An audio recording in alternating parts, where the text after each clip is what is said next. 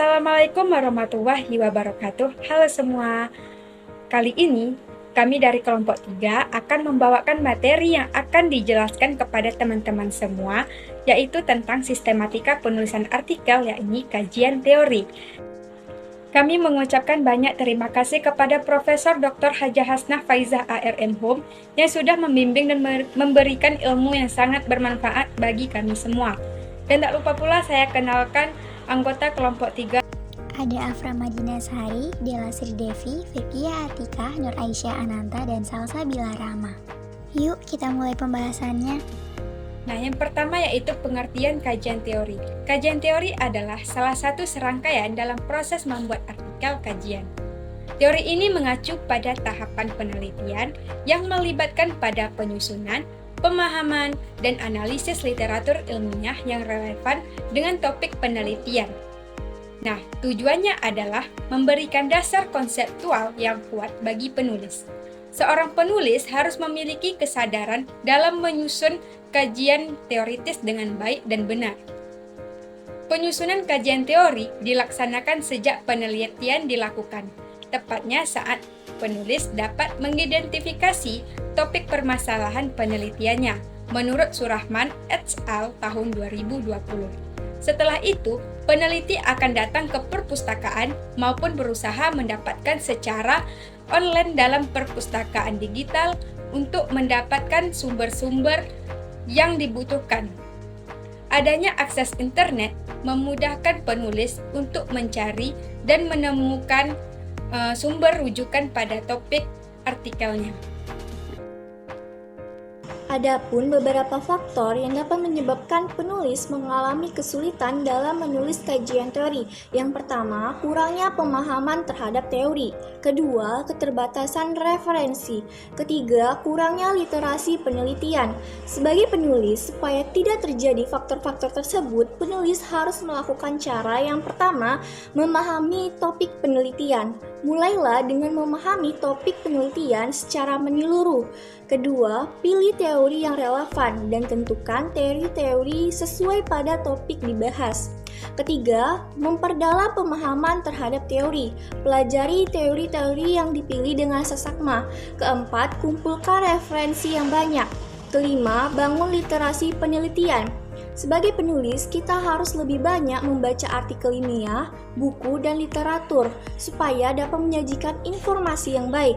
Keenam, cantumkan referensi dengan benar sesuai dengan gaya penulisan yang akan diikuti. Selanjutnya yaitu fungsi dan kegunaan kajian teori dalam penelitian. Menurut Koper dan teman-teman pada tahun 2006 menjelaskan bahwasannya terdapat beberapa fungsi dari kajian teori. Yang pertama yaitu teori mempersempit atau membatasi ruang dari fakta yang akan kita pelajari. Selanjutnya, teori menyarankan sistem pendekatan penelitian yang disukai untuk mendapatkan makna yang sesungguhnya. Yang ketiga, teori menyarankan sistem penelitian yang memungkinkan untuk mengimpose data sehingga dapat diklasifikasikan dalam jalan yang lebih bermakna. Yang keempat, teori merangkum suatu pengetahuan tentang sebuah objek kajian dan pernyataan yang tidak diinformasikan di luar observasi. Yang kelima, teori dapat digunakan untuk memprediksi fakta-fakta yang lebih jauh yang bisa ditemukan dalam penelitian.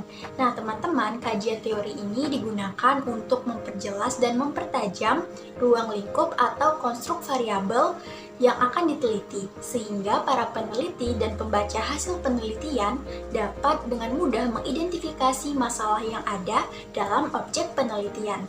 Kajian teori juga berfungsi sebagai dasar untuk merumuskan hipotesis penelitian.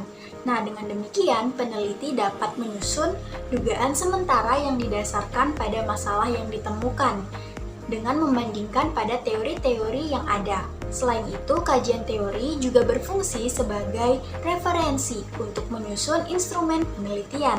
Sebagaimana kita ketahui bersama bahwa penyusunan instrumen penelitian didasarkan pada kajian teori yang relevan. Baik, selanjutnya di sini saya akan menjelaskan bagaimana cara membuat kajian pustaka yang benar.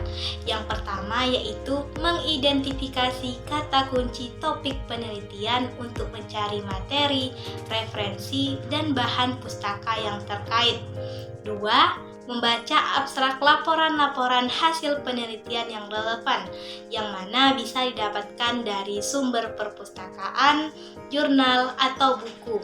Yang ketiga, membuat catatan hasil bacaan dengan cara membuat peta literatur, urutan, dan keterkaitan topik penelitian dan referensi secara lengkap. Yang keempat, membuat ringkasan literatur secara lengkap berdasarkan peta literatur, serta sesuai dengan topik urutan dan keterkaitan topik dari setiap variabel penelitian. Yang kelima, membuat kajian pustaka dengan cara menyusunnya secara sistematis berdasarkan teori-teori dan konsep-konsep penting yang berkaitan dengan topik dan variabel penelitian. Dan yang terakhir yaitu kita dapat mengemukakan pandangan umum tentang topik penelitian yang dilakukan berdasarkan literatur yang sudah ada, serta kita dapat menjelaskan orisinalitas dan pentingnya topik penelitian yang akan dilakukan. Nah, selanjutnya itu ada contoh dari kajian teori. Landasan teori ialah rangkaian konsep, definisi, dan cara pandang terhadap suatu persoalan yang tersusun rapi. Kajian teori begitu penting pada proses penelitian sebagai landasan. Kajian teori yang baik akan menentukan bobot pada kajian. Dalam kajian teoritis, hal ini melibatkan yaitu yang pertama, ada konsep terdiri dari makna, landasan, tujuan, dan sebagainya.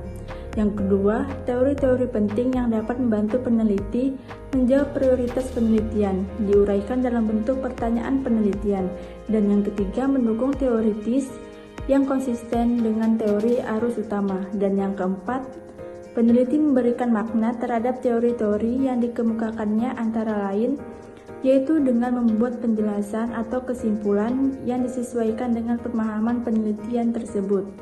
Dari keempat sudut pandang tersebut terlihat bahwa kajian teoritis dapat dijadikan sebagai alat analisis untuk menjawab permasalahan dan memfokuskan pertanyaan penelitian. Artinya, teori yang terbentuk pada bagian penelitian teoritis dibahas, dibandingkan dan disintesiskan dalam hasil penelitian yang diuraikan pada bagian pembahasan setelah data-data tersebut diuraikan dan diabstraksi sebagai hasil penelitian. Kajian teori berisi tentang teori yang menjelaskan definisi dan konsep relevan pada topik penelitian. Kajian teori menguraikan teori-teori berkaitan topik dibahas. Teori ini mengembangkan kerangka analisis. Adanya kajian teori dapat menghadirkan perspektif dan sudut pandang berbeda dengan topik penelitian.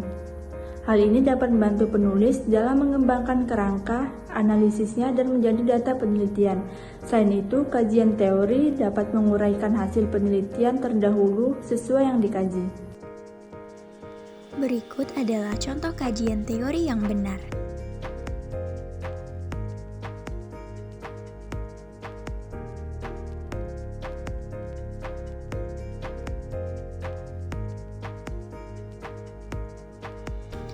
Sekian materi dari kami, terima kasih.